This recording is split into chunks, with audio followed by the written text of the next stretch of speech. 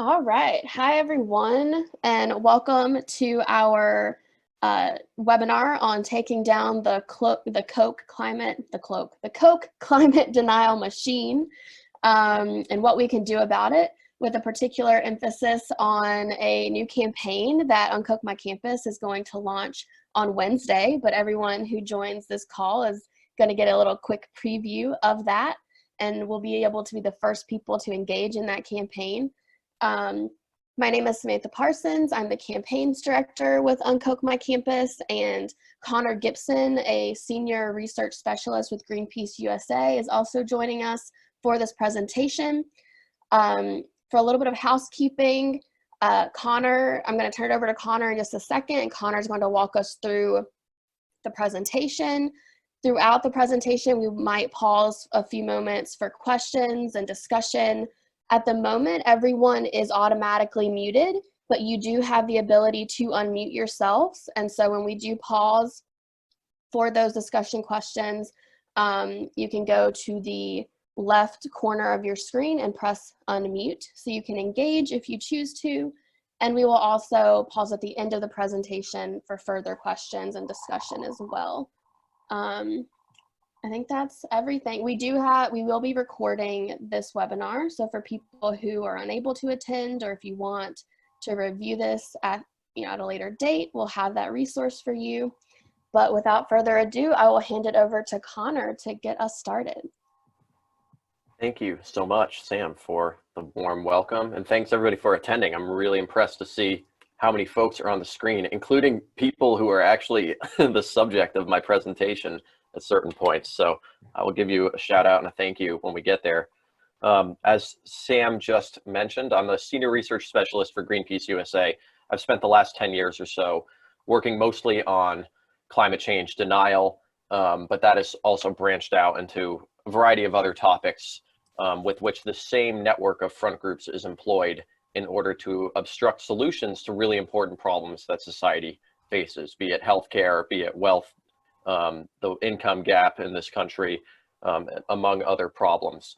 But climate change denial has always kept me rooted in the phenomenon of taking scientific fact, something that's well understood, not controversial among the experts, and how it is made into a controversy in the political arena and in the public consciousness as a way to avoid for fossil fuel companies like Koch Industries to have to take steps that are going to cut into their profits in order to transition away from the current system we have, which is that companies are allowed to pollute for free, and the impacts that that has on society and on people's health, among other things, is not factored into the cost of doing business.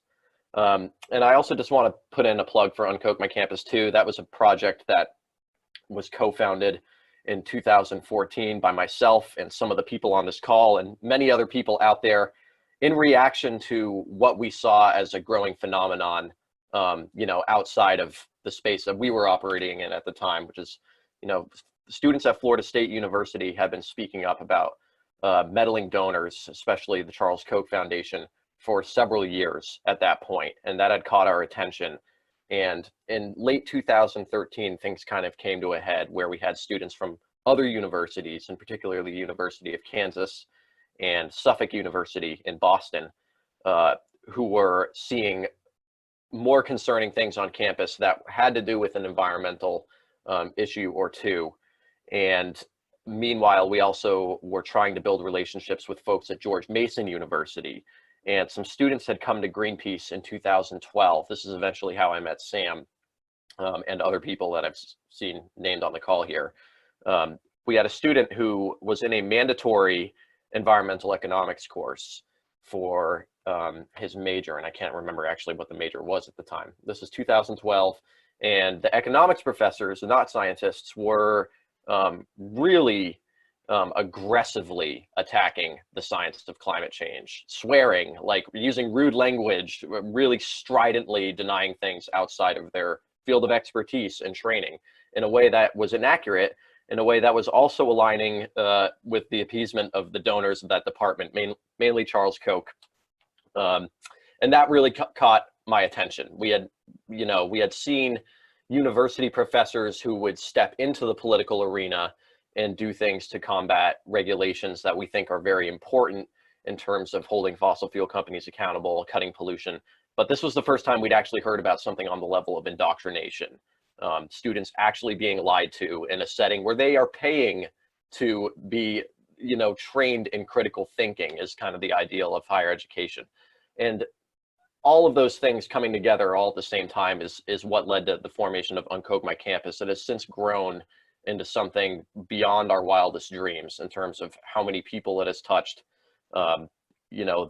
The dedication of people that have come in as volunteers to drive that work, and some of the accomplishments. I just want to give a shout out also to Sam and many other people on this call in the Transparent GMU Coalition, faculty at George Mason University. They have fought tirelessly to increase transparency over donors, given these conflicts of interests that are creeping into the curriculum. And just recently, 2 bills were passed in the Virginia state legislature that will increase donor transparency and also make the school make those records available to the public through Freedom of Information Act requests. This is something that the Virginia Supreme Court recently ruled against students and faculty.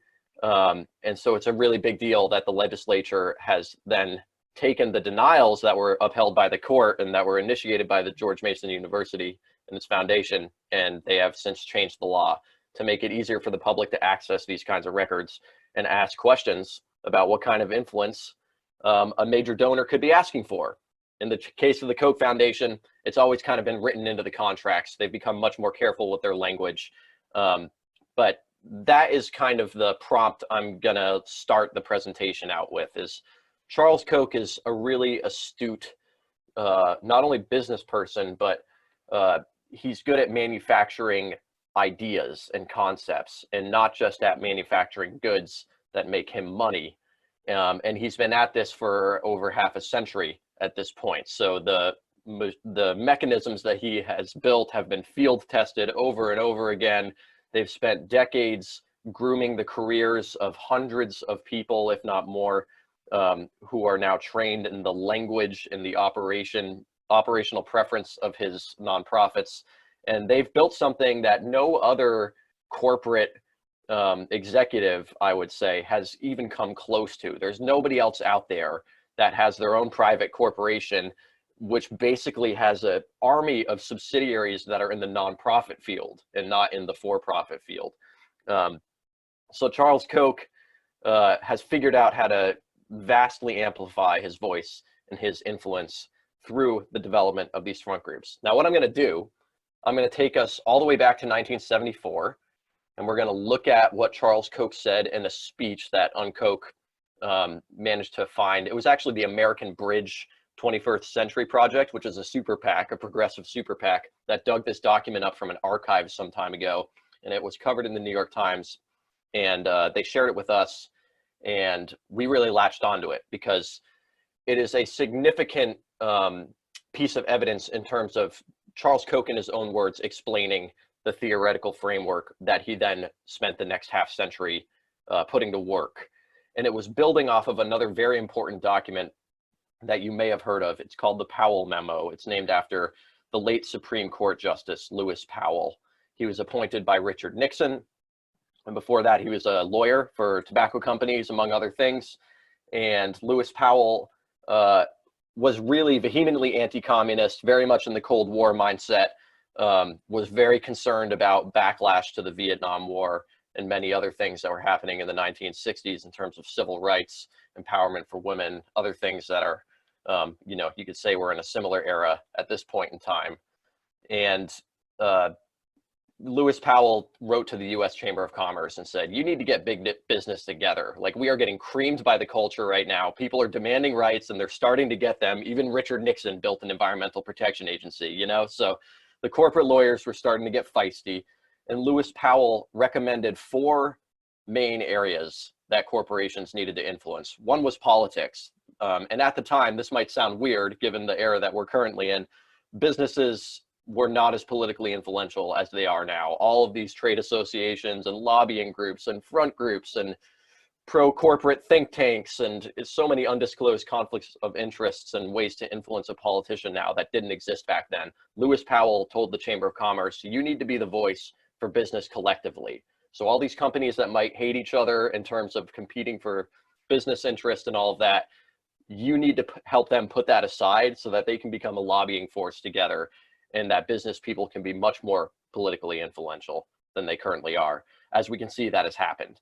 The second arena that he told corporations to get more active in is in communications. He said, start gobbling up the media companies by right of ownership, and by purchasing advertising, you can be exercising way more influence, not just on the political system, but on the public. You can undercut the political system by going right for the constituents and influencing their opinion so that they put the pressure on politicians to do what you want.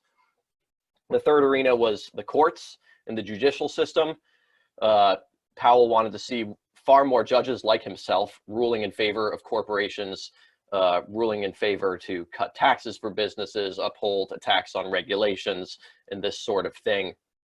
And the final arena was that of education, that companies should be much more active in financing both higher education and secondary education programs in order to create a more business-friendly student body.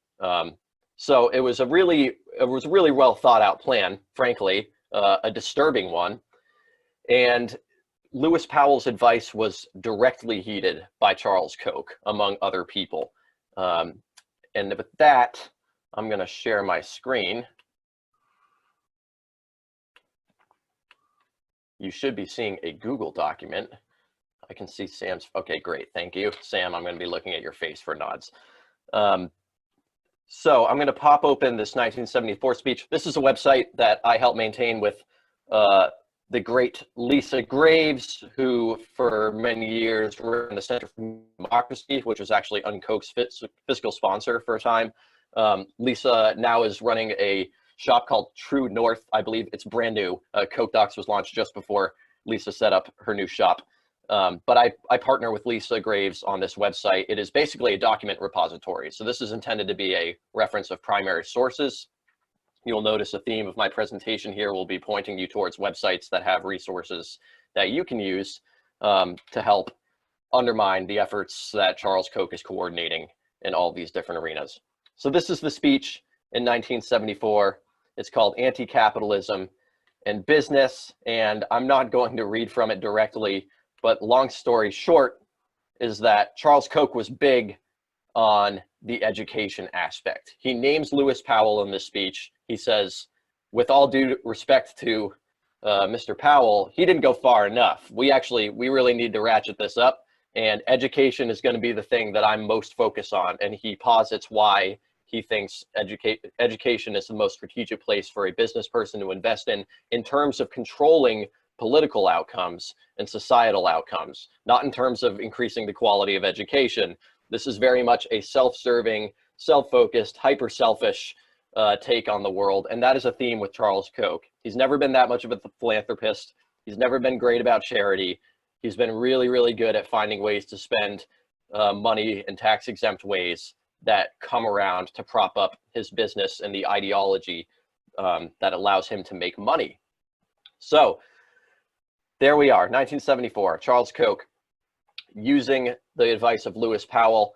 I'm going to take us through each of those four realms I mentioned: politics, communication, the court system, and education, and what Koch Industries and Charles Koch's nonprofits have actually done in each of those arenas to increase their influence. Now, the first thing, this is my bread and butter for Greenpeace, probably the first big task I worked on when I joined Greenpeace in 2010 as an employee anyway.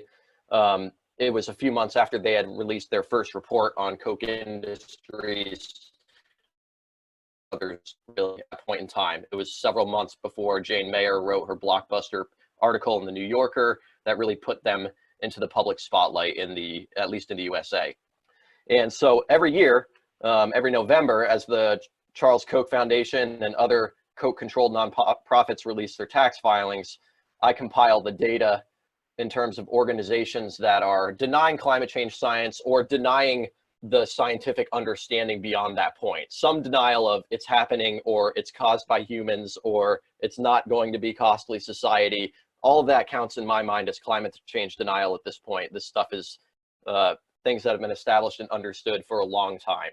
And anything that is undermining that public understanding of the nature of the crisis, the causes, the urgency, and at least the bare bone basics of the solutions, whatever the policy solution might be, if they are denying the fact that we need to rapidly decarbonize the economy in order to maintain a climate that is suitable for life on planet Earth, those organizations go into this spreadsheet. And so the total, this is a draft. I'm still proofreading all of the data entries for 2019.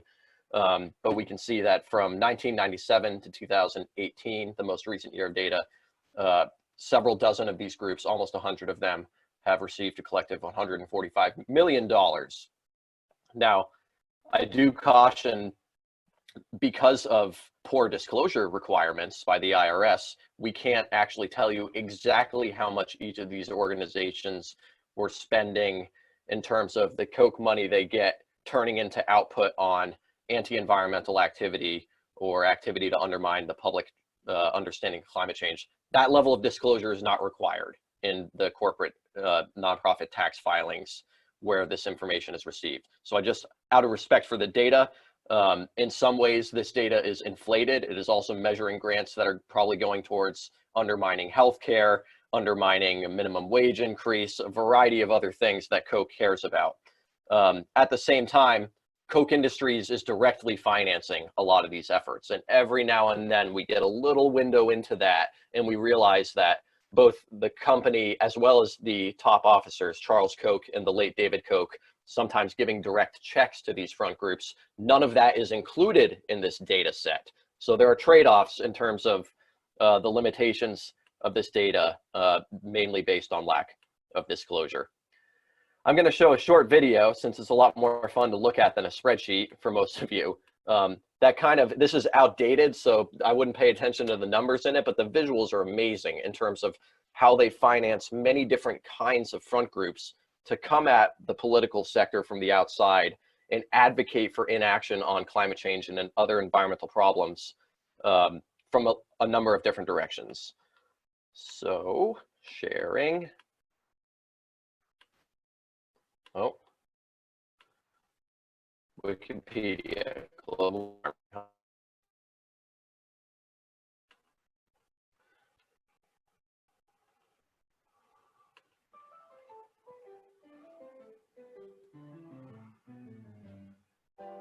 This is Charles and David Koch, oil barons with personal fortunes of over 21 billion. I don't see it. Am I missing Perhaps it? their greatest achievement.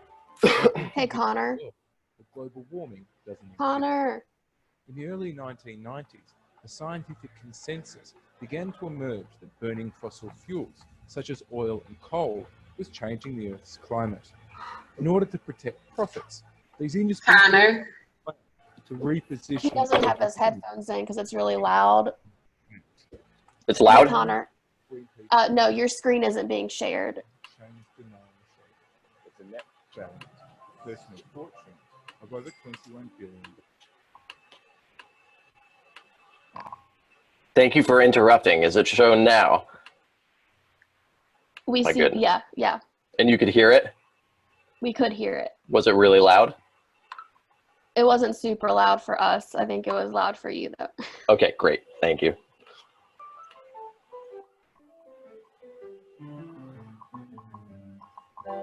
This is Charles and David Koch, oil barons with personal fortunes of over $21 billion each. But perhaps their greatest achievement is helping convince the world that global warming doesn't exist. In the early 1990s, a scientific consensus began to emerge that burning fossil fuels, such as oil and coal, was changing the Earth's climate. In order to protect profits, these industries devised a plan to reposition global warming as a theory and not fact, and designed what a recent Greenpeace report dubbed the climate change denial machine. It's a network of corporations and think tanks, front groups, who try to lie about the climate science, stop policies that will solve global warming. Of all the dirty energy money that's coming into Washington trying to influence policies, Koch is the worst. Koch is the largest donor, and nobody's ever heard of it. The denial machine works like this. As citizens, we generally don't trust what energy industry representatives tell us about climate change. But we do trust these messages when given to us by experts or by our peers. In 2007, Koch paid scientists to publish a bogus study that polar bears weren't being affected by climate change. They've invested millions of dollars, including George Mason University, into what Mother Jones magazine called the haven for climate deniers, and even underwritten denier conferences. But while the UN's Intergovernmental Panel on Climate Change brought together over 600 authors from 40 countries for their latest report, renowned skeptic Steve Malloy admits that his side is vastly outnumbered. It's really amazing, and it's really sort of a band of about 25 people, I guess, maybe a few more. And most recent polls show that more people feel more strongly on my side than on the Al Gore's side. So how has such a small minority overcome an almost total consensus among climate scientists? Here we come to the true genius of the denial machine, the echo chamber.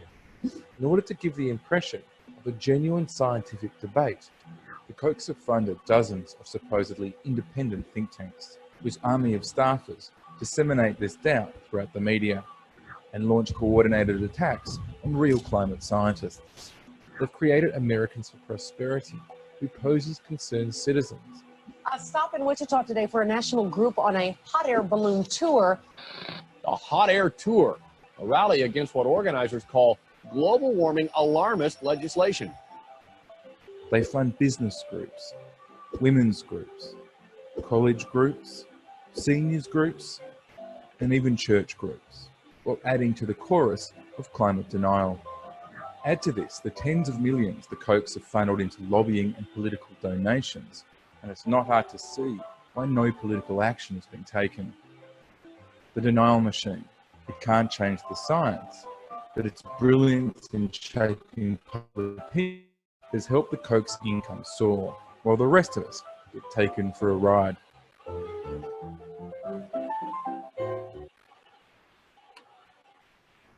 All right, so that video helps turn ugly spreadsheets into visual that actually kind of shows the way that opposition to science is done in a extraordinarily sophisticated fake it until you make it kind of way. And that's a phrase I use maybe to the point of being cliche when it comes to the Koch network. They're truly masters of that. In fact, some things that they started that were fake, like Americans for Prosperity, just this cheesy, corny, fake grassroots floundering attempt to look like people power in its infancy is now actually a massive field operation that is a major electoral contender. So I've had to eat my words over the years on some of this, faking it till you're making it. If you have enough money to inject into a dead idea, you can keep it alive for a really long time. And climate denial is one of those ideas for the Kochs. So I'm gonna share this. Let me know if it works again, Sam. Koch Industries approaches beyond financing the groups that then influence politics in turn. There's a number of other tacks that they take. At the state level, the American Legislative Exchange Council, or ALEC, is a major representative of Koch Industries at the moment, more than any other corporation. As I mentioned, no other company has its own army of nonprofits that are managed by the executives of that company. And that's the case with Koch Industries. So Koch Industries is on the board of directors of ALEC. It sits in some of the policy task force with state legislators where these model bills are made on a number of issues. But not only that, but Koch's groups are going. So the Seminar Network, Americans for Prosperity, the Charles Koch Foundation, the Charles Koch Institute, all these groups are also at ALEC. So you have one corporate executive who has dozens and dozens of people representing his interests at a single meeting, where state legislators meet behind closed doors with the lobbyists and they write the bills before they go to their state. There's no lobbying disclosure. And the issues that they work on include things like attacking state level clean energy standards, as we saw several years ago in states like Ohio and Kansas and North Carolina. You would have an ALEC legislator introduce a bill to end mandates for electric utility companies to increase clean energy generation over time and phase out fossil fuels. And you would have people flying in from out of state from the Competitive Enterprise Institute and the Heartland Institute and a climate denial scientist named Willie Soon, who's been vastly discredited, and professors from Utah State University. And guess what? Almost all of those people were actually financed by Koch Industries and the Koch foundations to do things like this. And it would look like a number of disparate voices were coming together and saying, hey, please kill clean energy standards in our state, when really it was just surrogates of one or two or three voices doing all of that work. Another thing that ALEC has done is it has taught legislators how to deny the science of climate change. It brought in a bunch of discredited hacks at something called the Center for the Study of Carbon Dioxide and Global Change. And they did a presentation to ALEC legislators several years ago called the many benefits of atmospheric CO2 enrichment. The IDSO family is a group of, again, discredited climate science deniers. They do experiments in greenhouses where they basically say, hey, look, we hosed it with a bunch of extra carbon dioxide and the plants grew bigger. That means carbon dioxide is good, which is a complete misapplication of climate change science, done on way too small a scale, done in a way that manipulates the reality of climate change, where increased carbon concentration in the atmosphere actually has a vast disproportionate impact in a negative way on society in terms of food production, global stability, wars, water, fresh water, and a number of other issues. And finally, on ALEC, these days, one thing I've been working on is efforts to increase criminal penalties for people that oppose pipelines and other fossil fuel infrastructure, refineries, gas compressor stations, you name it. These laws have now spread in 10 different states, including conservative bastions like Wisconsin. That was sarcasm. Wisconsin Democrats championed this issue just a few months ago. It's not just states like Oklahoma and South Dakota that are passing these kind of laws that make nonviolent trespass a felony. You step onto pipeline property, you could get a felony charge, you could go to jail. This obviously has a disproportionate impact on indigenous protesters who led the resistance to the Keystone XL pipelines and the Dakota Access Pipeline in particular. These laws are a retaliation to that, and it's an attempt not just to punish people who protest, but to prevent people from protesting in the first place. There are many other states where they've tried to pass these laws. They haven't succeeded yet, but they will try again. I maintain a clearinghouse here on this website, Polluter Watch, keeping track of all of these laws as they move. There are still some that could move this year I'm concerned about, while we're all distracted by the COVID crisis. And then meanwhile, at the federal level, Americans for Prosperity, they've taken this down, but they had this lovely pledge, fitting with the corporate conservative tactic of branding everything they don't like as a tax. It's kind of the Grover Norquist strategy. Americans for Prosperity, with help from other Koch-funded groups like Competitive Enterprise Institute, ran a no climate tax pledge. This is a pledge to be completely inactive on solutions to climate change. I think the caveat was if it does anything to diminish federal revenue, which it would inherently. Any program designed to solve a problem usually involves spending money. And this was signed by dozens and dozens of politicians, not only at the federal level, but at the state level, at the local level, governors. They had basically the entire Republican Party down every ballot committed to inaction when it came to climate science.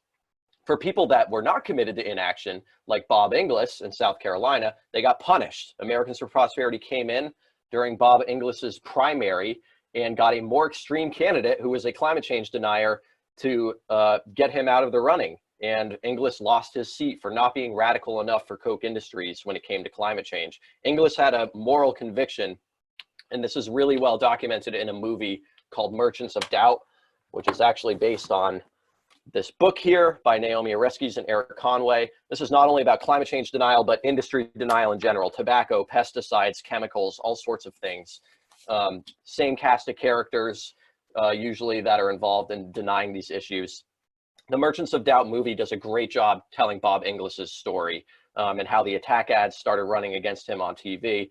And it came out of nowhere, and he stood his ground. It was his children that convinced him that he couldn't reject the science of climate change, even if as a Republican politician, some of the solutions did not appeal to him. He felt like it was morally reprehensible to deny the problem, and he got punished for that. Going back to the screen. All right. And then Americans for Prosperity, DSMOG recently did a great piece looking at policy briefings that Americans for Prosperity has circulated to legislators. I think the interesting thing there, the video that I showed earlier mentions this echo chamber. You look at the footnotes of these policy briefs and they're recycling their own garbage, essentially. The only thing Koch Industries recycles is discredited talking points. And so you would get a briefing as a legislator from a group like Americans for Prosperity, citing other Koch-funded groups like the Institute for Energy Research, rather than science organizations or something that's more credible. This is how the echo chamber works to raise the tide of kind of fallacious arguments so that legislators are hearing a lot more from the industry perspective without it being clear the industry is sponsoring it. And then finally, traditionally, you have Koch Industries spending money on lobbying. Koch Industries loves to set itself apart as this free market worshiping principled company that's different from others. But you look at their lobbying spending and they're dwarfing that of other large companies. ExxonMobil, Chevron, Marathon, the largest refiner in the company. Koch Industries lobbying spending year to year dwarfs that of their peers in the oil industry. And the same goes for the financing of politicians. Koch Industries complements everything it does by allowing the maximum legal contribution to most politicians that usually Republicans, frankly. They say they'll fund Democrats. They don't too often unless it's a very strategic kind of primary lesser of two evils thing. I'm going to pause there just to have a chance to break up my talking a little bit and see if there are any questions so far before I move on to communications, judges, and the educational arena.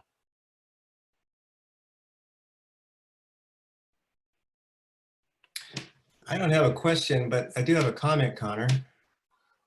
Sure, who's talking? Help me out. Rick Casey. Hey Rick, what's your comment? I've done a lot of reading about this as well, as I'm sure other people on this call have as well, but I just want to emphasize that the Koch strategy is not dangerous only in terms of climate denial, which is of course hugely important, but I'm convinced myself, I haven't seen this in writing, but I'm convinced on the other evidence I've read is that these guys want to change the constitution of our country and they want to make democracy illegal. So that's the broader message we all should be concerned about as well.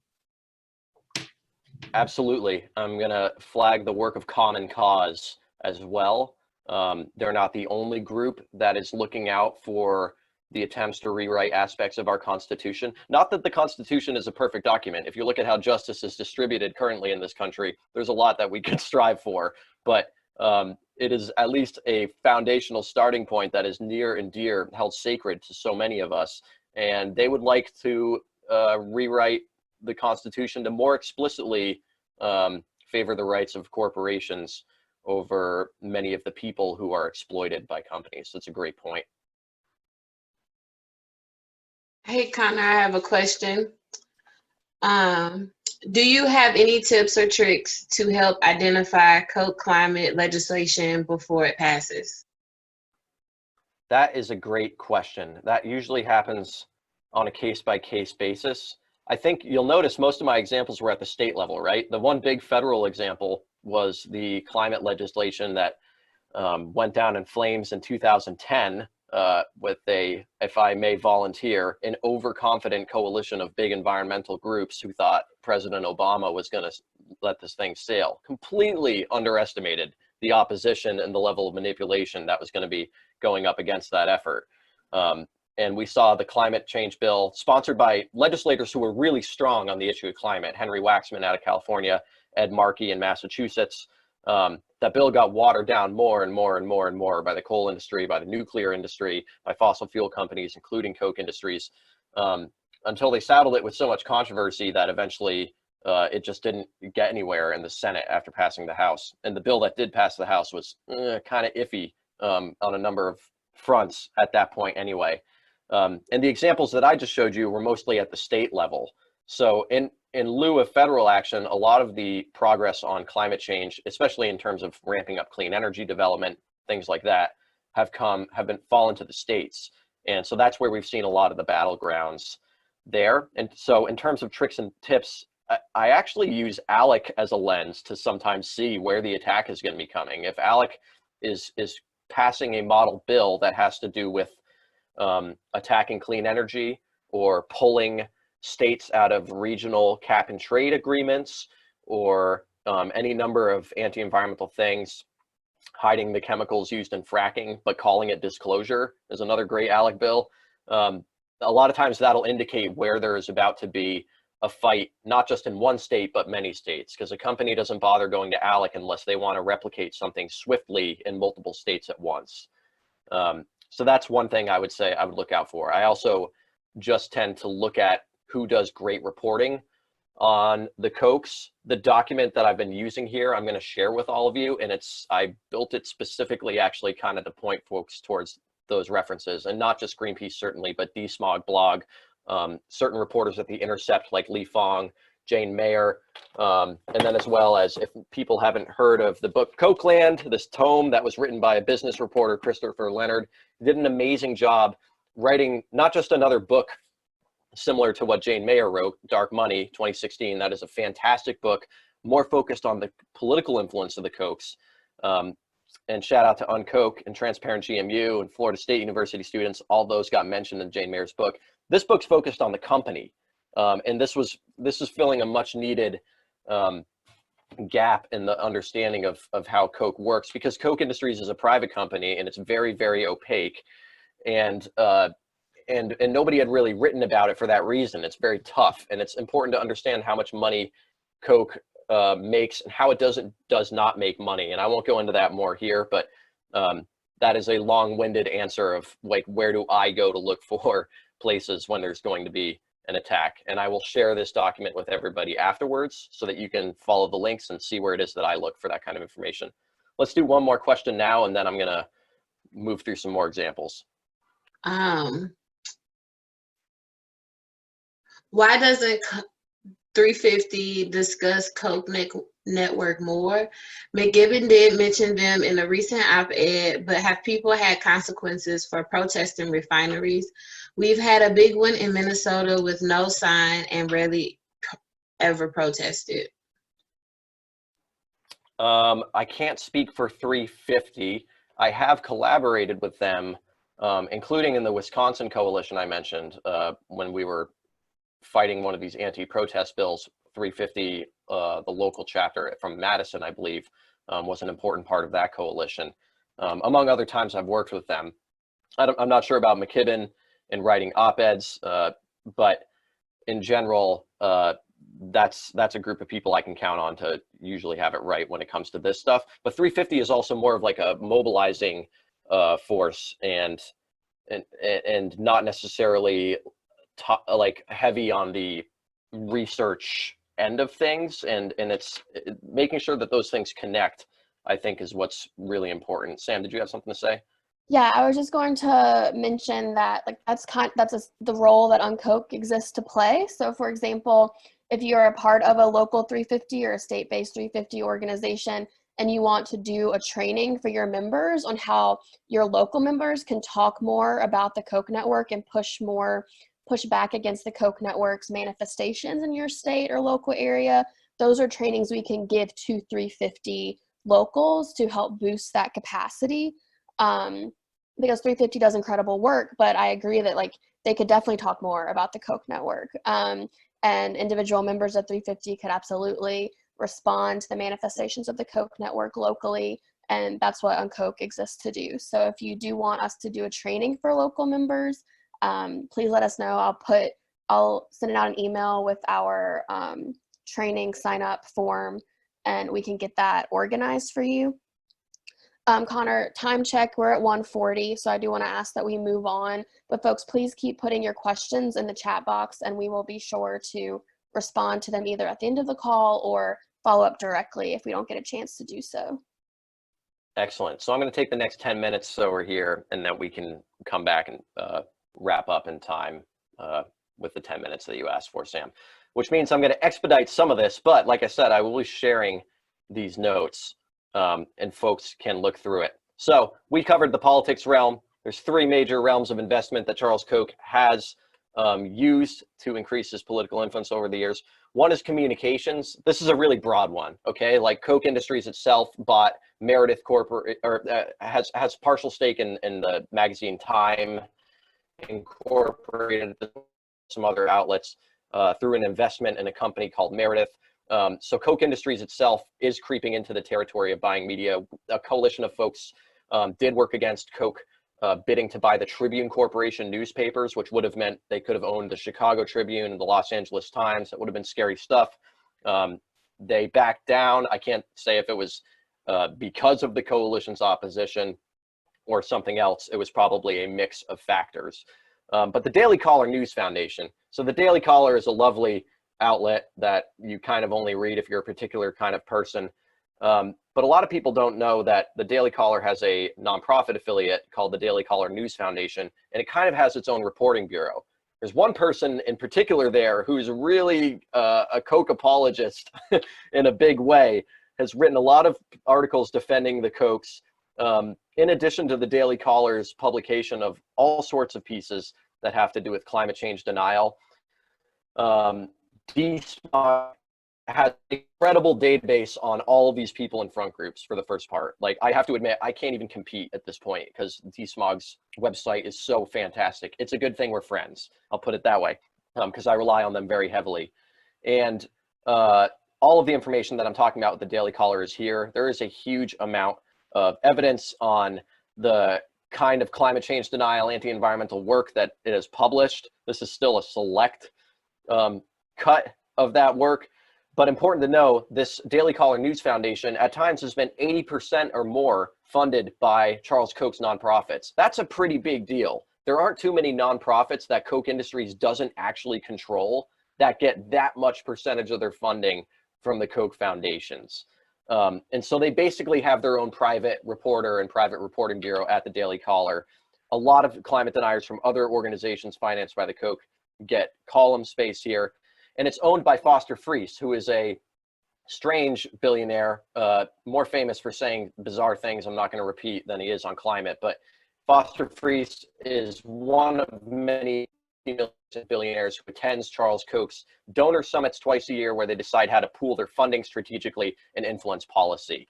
And Tucker Carlson, who folks know now from Fox News, he was a fellow at the Cato Institute before that. The Cato Institute was founded by Charles Koch in the 1970s. And remains influenced through its board of directors by executives and alumni and close family friends of Koch Industries. Moving on to judges, this also has directly to do with George Mason University. Frankly, one of the more offensive things that George Mason does is helps corporations run junkets, vacations, and slush funds for judges, essentially. The Center for Public Integrity did an amazing report on this in 2013 that I refer to frequently. I want to point to one example where a district court judge, I believe the Fifth Circuit, this judge's name is E. Grady Jolly, I hope I'm pronouncing it right, attended a junket that was put on by one of the Koch-funded schools, Northwestern University, on the criminalization of corporate conduct. That was sponsored by the American Petroleum Institute and Chamber of Commerce. Not long after, a few years later, Jolly ruled on a case involving the EPA. The EPA was rejecting a weak limit on carbon emissions that was established by the state of Texas by some oil companies. And the suit itself involved the American Petroleum Institute and the U.S. Chamber of Commerce, who had sponsored this junket that this very judge had went on. Raises questions about conflict of interest, at the very least, kind of in the branch of government that we would hope is the most impartial, since we rely on judges to interpret the law. and tell us how it needs to be enforced ultimately. The Intercept did a more recent piece that is in this document in 2009. Three economists started publishing a working draft of a paper. I don't know that it's been published with a final peer review yet, but published the preliminary results of a paper on these kinds of junkets that are run out of the George Mason University Law and Economics program, among other places. And quote, they found, after attending economics training, participating judges use more economics language, render more conservative verdicts in economics cases, rule against regulatory and taxation agencies more often, and impose longer criminal sentences. So clear, measurable impact on the influence for judges that attend them. And finally, closing out the example of the four arenas that Charles Koch cares about influencing, it's education that he cares about the most. Here is our database on Polluter Watch, which I am in the progress of updating. Right now, it only goes up to 2017. We do have the 2018 numbers. This is where you can find information from the nonprofit Koch Foundation tax filings to the IRS on money to universities. There's George Mason. George Mason also hosts two think tanks that are controlled by Charles Koch, the Institute for Humane Studies and the Mercatus Center, as well as a number of other schools here. Some of them you can pop open information and get some notes on the grants from the 990 forms. The IRS tax filings is what a 990 is. And for 2018, since I don't have it in there, the draft number is it's well over $87 million in 2018 from Charles Koch to universities, as well as a handful of nonprofits that are hosted by universities or explicitly run by Koch-funded professors. So there's a few that I include that are their own nonprofit on paper, but they explicitly exist to complement political work done at a university. That's compared to 49.7 million in 2017 and 33.5 million in 2016, up to 87 million. So the amount of money is continuing to increase. Charles Koch just got a major tax cut from the Trump administration. He's got a lot of money to throw around, and we're seeing that in the increase in his spending. As I mentioned, there was a Vice article that finally broke the news of what we knew about 2012 George Mason economics courses. This is the name of the professor who was recorded by his students denying climate change, among other environmental problems, like dismissing some of the science of the ozone hole and acid rain, like things that are not only established firmly, but like we already solved from a policy perspective. So really aggressive impact there.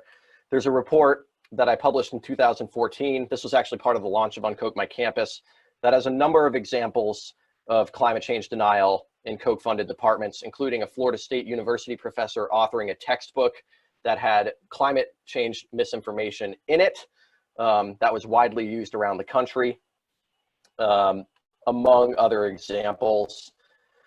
John Stossel, another conservative media personality, Koch funds his Center for Independent Thought. They produce videos called Stossel in the Classroom, which include climate change denial videos that are made with the help of professors from the economics department at George Mason University. These videos are used in classrooms in high schools and middle schools, students being misinformed by a stridently speaking mustached man who is not a scientist. And the impact is that students know less about climate change. Last example I'll point to here, and this was something Unkoch was quoted on, Sam Parsons here in the Associated Press. There was a video that was being used in the Fairfax County school system, so right near George Mason University in Virginia, from a program called IZZIT, I-Z-Z-I-T. There was misinformation about climate change in some of these videos, well debunked. It turns out the Heartland Institute, which is the most discredited, definitely not a science group, policy think tank near Chicago, made this video that students in the Fairfax County school system were being shown. There were experts in that video who were actually manipulated by the Heartland Institute, people who are experts in climate change who didn't know that Heartland was going to take their quotes and spin them on their head and make them look like climate change deniers. That's what students in this school system are being taught about climate change. Of course, it's being produced by the Free to Choose Network, which comes out of the Milton Friedman whole era, and the Charles Koch Foundation is among the funders of the Free to Choose Network. And about to wrap it up here. Among many email dumps that On Koch My Campus has published in the long battle for transparency and fighting against misinformation at George Mason University is a batch of emails about a prominent donor, both to Mason and to the Heartland Institute. He's a recluse, basically. His name's Barry Side. He's a corporate executive of Trip Light Manufacturing, which might mean if you have a power strip in your home, there's a good chance this guy made it. Well, it turns out this donor was emailing with the dean of the law school, Henry Butler, who is resigning, or retiring, I should say. He should resign, but he's retiring. He's the guy who has kind of kept going the judicial influence of corporations running junkets for judges, but he was placating this donor who was very angry about a climate scientist who I think might be on this call with us, who was being harassed by a number of Koch-funded think tanks, including the Competitive Enterprise Institute, which was him with Freedom of Information Act request after Freedom of Information Act request, not in order to get information, just to make his life hell, essentially, and stop him from doing work, and to obscure the truth about climate change, and to fabricate scandals to make the public distrust climate change science in general. And the Competitive Enterprise Institute, of course, on paper, funded by Koch nonprofits, off paper, funded by David Koch, $100,000 one year, we learned from a leaked tax form. Koch Industries itself finances the Competitive Enterprise Institute. So at the same time that you have professors in one department telling students climate change isn't real, you have the university's top donor setting front groups on the university, serving it with lawsuits, and attacking people that are doing scientific research. It also was revealed in those emails that one of the Board of Visitors members, Kimberly Dennis, was involved in coordinating that attack on people of the school that she's on the Board of Visitors of. Kim Dennis, a whole other can of worms. She controls hundreds of millions of dollars that go out to these kinds of front groups through groups called Donors Capital Fund, Donors Trust, and the Searle Freedom Trust, frequent collaborators with the Koch network. Point being, that is all an example of how a donor of a university has both co-opted its operations, used what he could control to push misinformation through certain channels, while attacking the departments of the school that he does not have control over. Now, I've gone 4 minutes over my allotted time. I also have stuff on what Koch Industries is doing in relation to COVID. It's ugly. That's in the document. I'll leave it in here. I'll publish it at some point too, but I want to leave us some time to tidy this up. Awesome. Thanks, Connor. Actually, I think, we could absolutely organize another conversation entirely. One about like every section you just covered, right? Like we could dedicate hours to everything you just went over, as well as a conversation about COVID. And so we'll certainly be in touch about future opportunities to have you join us to do some political education. Before I transition into the main portion of this presentation for me, I do want to mention, because several folks messaged me privately during the course of the webinar asking, this is all so depressing, right? Like, this sucks. What can we do about it? And so, if you're a college student or a faculty member or someone living in an area near a college or university, certainly starting or joining and supporting the effort to remove Koch-funded think tanks off of university campuses is a huge way to get involved and really get at the root of these ideas that are being spread, because these Koch-funded think tanks that are affiliated with universities are providing this reputable platform for these last remaining climate denial scholars to spread their ideas and go talk to Congress and testify in our state houses to fight efforts to combat climate change. Koch is also working on a voter education project leading up to November. So if you have capacity to help us help volunteer with getting that off the ground, that would be really helpful. That's primarily targeting ALEC members of the United States Senate trying to flip the Senate with a particular eye on resisting and disrupting members of the American Legislative Exchange Council. So you could help us out with that. And then we're also organizing what I like to call our rapid response team. If you couldn't tell based on what Connor was talking about, so much of what the Koch network's success has been reliant upon has been just pushing the same narrative over and over, getting their network of academics, their network of think tank scholars to write op-eds and repeat the findings of their buddies. And so they're really dominating the narrative. And so we're working on organizing a rapid response team of people who are poised to respond to instances of the Koch network in the news, to expose the fact that that person who just got published in the Washington Post talking about why we shouldn't take action or why we should, get out of the Paris climate agreements or something like that, expose the fact that they're a Koch funded person and what does that mean. And we're also working on setting up a monthly network call. It'll be the UnKoch network rather than the Koch network, where we'll bring on experts like Connor, some of our experts like Lisa Graves, Nancy McLean, to talk a little bit about what they've been seeing in the research world. We'll even have some reporters who really dive deeply into into the Koch network on those calls so that they can hear from you all if you're affiliated and doing local work, so they can know what you're up to and perhaps get pitches to cover the work that you're doing. And most importantly, these network calls would, very similar to the Koch network, bring activists in our network together from across the country to see, what are you seeing in your state? What really awesome solutions are you working on in your state? What tactic did you just use in your local community campaign that worked really, really well, and you want other people around the country to use that same tactic to boost their campaigns? So we're really working to ultimately create our own mini UnKoch network so that folks can be working together, sharing resources, and sharing information and amplifying the campaigns that you're working on locally and the voices and your stories that you're doing locally. UnKoch everything.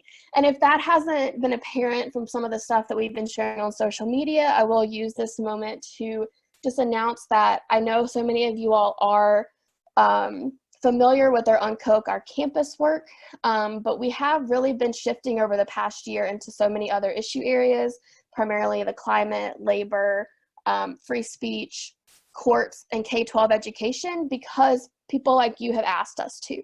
Our networks have been reaching out and said, we love what you're doing on campuses. We love some of the work that you have helped do around the climate. Can you help us UnKoch our issue area? And so we're really working to expand in that way to meet those needs, because we're realizing that that gap does exist. And so we really are here to serve as an amplification platform. So whatever local campaigns you're running, we're happy to try to get you some national momentum or other state-based solidarity around your campaign, help make sure your campaign's getting covered in the media, amplified on social media. We're here to help make sure the work that y'all are doing locally has a spotlight on it, just as much as the Koch network has a spotlight on all the work that they're doing. But I will also take this moment to announce the exciting, I'm excited about it, campaign that we are going to launch on Earth Day. So let me share my screen. Okay, can y'all see this YouTube Go Green situation? Sweet. Okay. So we are not going to be targeting the Koch network directly on Earth Day. We're actually going to take a moment and target one of the largest social and most popular platforms to encourage them or ask them to stop platforming Koch climate change denial. I'm really excited about this because YouTube is a very popular platform. I'm sure many of us use it almost every day, if not every day. I'm sure many of us, just like UnKoch, use it to host our information. We're very much reliant on YouTube. But a recent report by Avaz recently exposed that YouTube is amplifying climate change denial. YouTube's recommendation algorithm is giving climate misinformation videos free promotion. So if you're ever scrolling YouTube or you finish watching a video I know everyone's familiar with the fact that oftentimes YouTube will recommend a next video to watch. 70% of YouTube's engagement actually comes from people getting kind of roped into this recommendation algorithm and getting excited by the next video. And, you know, you just stay on YouTube for hours. Well, YouTube is actually amplifying climate misinformation videos. So when those recommendations come up, commonly the next video someone watches, if they Googled or they searched climate change, is going to be a video that has climate denial or climate misinformation in it, which means that millions of people are being exposed to climate misinformation because of YouTube's algorithm. YouTube is also profiting from this. So not only is YouTube recommending climate denial videos, but they're allowing advertisers to put ads on these climate denial videos. When someone contacts YouTube and puts an ad on one of their videos, let me see, I have the percentage written down. The advertiser pays a fee. 55% of that fee goes to the creator of the video they're advertising on, and 55% of that fee goes to YouTube directly. And so YouTube, by allowing advertisers to advertise on climate denial videos, YouTube itself is not only profiting from climate denial promotion, but they're actually helping climate deniers who created that video in the first place profit from those placed advertisements. And what the report from Avaz did not mention is that 3/4 of the videos Avaz reviewed actually were funded by the Koch network, which is why we wanted to have this presentation to give that background on how important the dissemination of information and climate denial is to the Koch network. 3/4 of the video were either funded by members of the Koch network, or they, they featured Koch-funded scholars or academics or fellows at these think tanks, that many of which Connor reviewed. One example of the videos that the report analyzed was this video from Prager University, or PragerU. PragerU is a nonprofit that creates educational content, digital educational content. They have a huge following on YouTube, and many of these videos feature climate denial. They have an entire curriculum on environmental science, and every single one of those videos promotes the idea that climate change does not exist and that climate solutions are not necessary to save our planet. While Prager University is not directly funded by the Koch Foundation, they are funded by members of the Koch donor network and funded by Donors Trust, which Koch Foundation and Koch Industries funds to hide their funding. And then this video in particular featured Richard Lisden, who is a fellow at the Cato Institute, which Connor mentioned earlier as being one of the large think tanks involved in the Koch network's promotion of climate denial. So with that being said, we are launching a campaign demanding that YouTube correct this course. Like I said, YouTube is one of the most popular platforms that people use every single day to get information. And we believe that YouTube needs to correct course by adding climate misinformation to its borderline content policy. This is essentially a policy that YouTube has adopted that removes certain types of content from its recommendation algorithms. Most recently, white supremacist and hate speech content has been added to this borderline policy, and so we're advocating that climate misinformation also be added as well.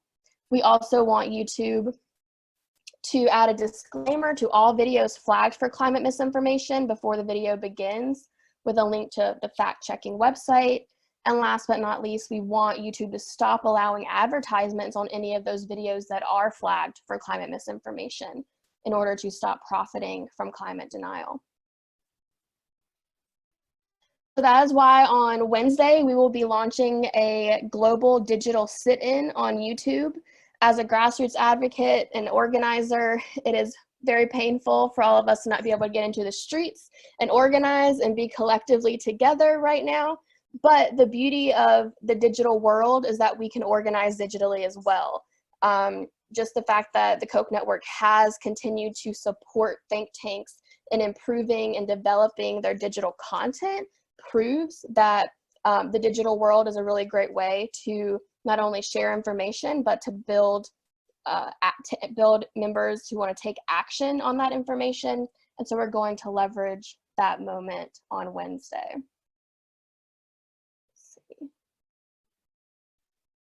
Similar, so in a digital age, we can definitely win with digital solutions. So much of the way in which the Koch network has been leveraging these online media content producers as well as its think tanks is by pushing these op-eds, these ideas, these digital educational materials out digitally so that they're much more accessible to the general public. And so we're really excited to pivot our organizing, whether it's forced or not, due to COVID-19, into more of a digital space, because the Koch network has absolutely leveraged the digital space to its benefit.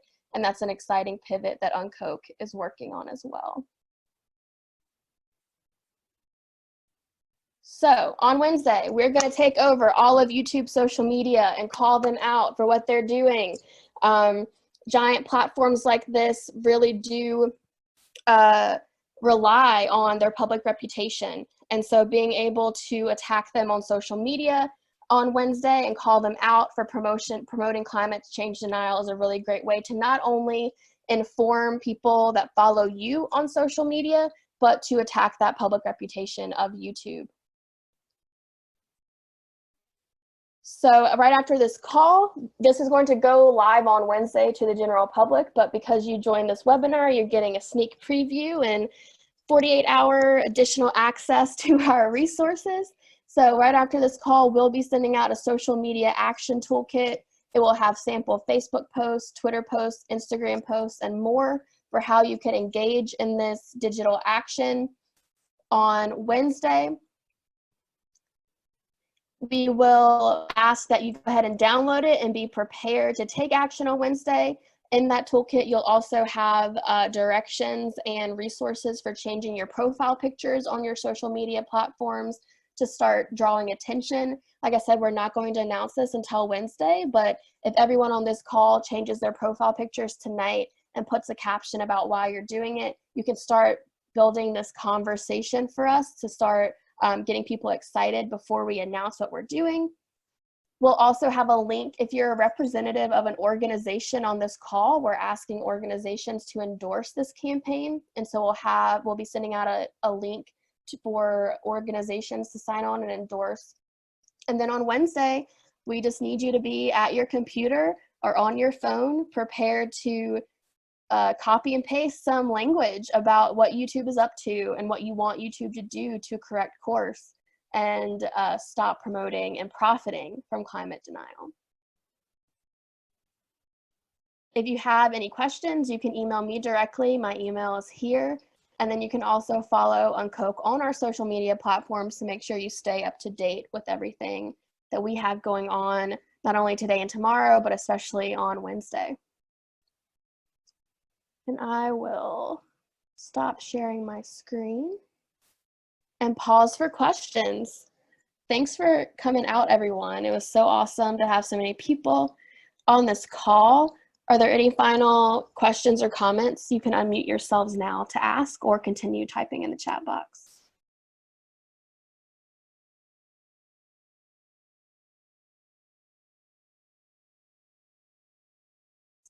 Is everyone going to target YouTube on Wednesday? Thumbs up. Awesome. All right. And then, like I said, there's so many other ways that we can support y'all in taking action against climate change denial and climate misinformation. So please reach out to me or to Connor. But Connor's more of and Jasmine. Yes, I was going to say, Connor is our research guru. Jasmine and I can help with organizing. Jasmine, do you want to introduce yourself? Hi, everyone. I like to hang out in the back because I have a team full of volunteers and staff who are so capable. But my name is Jasmine Banks. My pronouns are she, her, and I live in Arkansas with my family. I'm the executive director of Unkoch My Campus.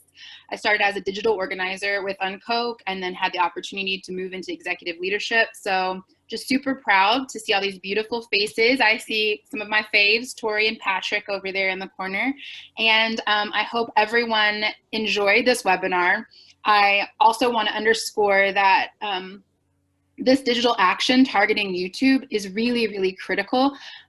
Is it the absolute solution? No. It's one layer or tactic in a multi-movement strategy to ensure that we are making people accountable for the misinformation that they're perpetuating. And we know that in order for people to take action, they have to have all the facts, all the real information, and feel that they have access to resources. And YouTube is complicit in the climate crisis because it's profiting off of denial. And we know ultimately that's a habit of oppression, right? Capitalism, white supremacy, and patriarchy all work together in concert to keep our society from moving forward and progressing and transforming into a more just society. And so we want to make sure that we are applying pressure wherever we see people profiting off of oppression. And one layer of that is climate denial. So thanks everyone for joining us. Please always feel free to reach out to Samantha or myself or Tempest, who is another one of our employees who is on the call today. And if you're interested in doing any kind of peer-to-peer campaigns or figuring out how to support Koch and keep us present and working through the financial crisis that so many nonprofits are experiencing, please reach out to me. We don't need billions to defeat billionaires, but we do need a couple of thousand. So appreciate all of y'all very much. May I say a word? Yes, of course. Hi, I just want to really promote Nancy McLean's book. I've read Jane Mayer's book. I've read Kochland. They're both fabulous books, but I feel like this book gave me an understanding so that as I watch the COVID-19 crisis emerge, I see the total gutting of our government that is also the product of Koch thought. And I saw, Connor, that you had slides you didn't get to, and I congratulate your excellent presentation and look forward to seeing those slides. And I compliment Koch for the fabulous work you're doing, and just hope you can work a little bit of COVID-19 into the climate denial, because that is certainly the topic on top of our minds now, and the horrible response of Trump and the skeleton of the government is the product of Koch thinking. Thank you, Frank. Absolutely. That's actually one of the reasons we were excited to launch this, use this moment against YouTube to launch this campaign against misinformation, because it's setting us up to have more conversations of connecting the Koch network to not only other forms of misinformation, but particularly around COVID-19. I'll also say that Nancy McLean is on our advisory board, and so we would be happy to organize a Q&A or any type of webinar with her if that would be useful to folks who have read the book and want to have some more one-on-one time with that author. Yes, we love Nancy's work, and we work in concert with her. One of the things that I always talk to folks who are learning about Koch is that Nancy and Jane do a really good job, amongst other researchers and academics, of stating the problem and making it really, really plain. And then when you're ready to do the, well, okay, so what do I do about this? Come on over to Koch, and we'll ensure that you have all of the resources to address the problem. Can I say a trifecta of books, I would say. The Kochland is good for the company. Yes. Jane Mayer's Dark Money is good for the political influence, and Nancy's really goes deeper than she set a bar in terms of the intellectual framework that they propagated through these university centers and how that was born. So if you have the appetite to read a lot of bad news, check them all out. Can I say something real quick? Yeah, Jeff, what's up? I hope I can tie my thoughts together. I was thinking of Naomi Klein, and if there's any connections we can make with her. In times of crisis, as she pointed out epically, people take opportunities. Our enemies take opportunities. And right now, the ecology of the internet has given rise to a turbocharging of conspiratorial thinking, which has always existed. And in a sense, you have the Koch network and AFP and all these people exploiting conspiracies. You see these protests now against the virus lockdowns and so forth, and perhaps a narrative that's not so fact-driven, but another wing of a narrative that we create, which is a counter-conspiracy sort of a narrative for people who are prone to that kind of magical thinking, because there's certainly plenty of narrative that can be created in that respect. It's just that this kind of a group of people, that's not the milieu that we generally, sink into all the time. But, our enemies do, and they know how to use it. They know how to exploit it. So I just wanted to make that point. Thank you, Jeff. Yeah, that's awesome. Thank you. So if anyone needs to go, I think that, when it's time to close out, but we've got an opportunity for a couple more questions. Connor's got a little bit more time. And so I'm going to mute myself and let Sam take back over her webinar.